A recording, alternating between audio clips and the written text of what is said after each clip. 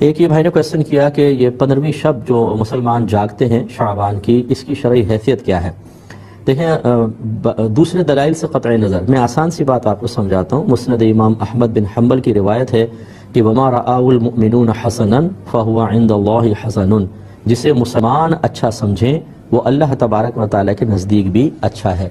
और मुसलमान से मुराद सब यहाँ पर शामिल हैं, यानी उसमें मुफ्तियान कराम भी हों, उलमा हों, मशाइख हों और अवाम हों, सिर्फ अवाम का नहीं है एतबार। तो इसका मतलब देखें, अब ये 15वीं शब बेशुमार उलमा इसमें शामिल होते हैं, मुफ्तियान कराम हैं, इसकी बाकायदा उम्मत को इजाज़त दी गई है। इसको जायज़ तरीक़े से अल्लाह ताला की इबादत में तौबा करते हुए खौफ खुदा के साथ गुजारा जाए तो इससे वही मना करेगा जो मिजाज शरअ से नावाकिफ़ होगा, क्योंकि हर ज़माने का उर्फ़ बदलता है, लोगों की तबीयतें, उनकी कैफियत बदलती हैं और हर दौर में उलमा ने लोगों की तबीयतों और कैफियत पर बहुत सारी चीज़ों की बुनियाद रखी है।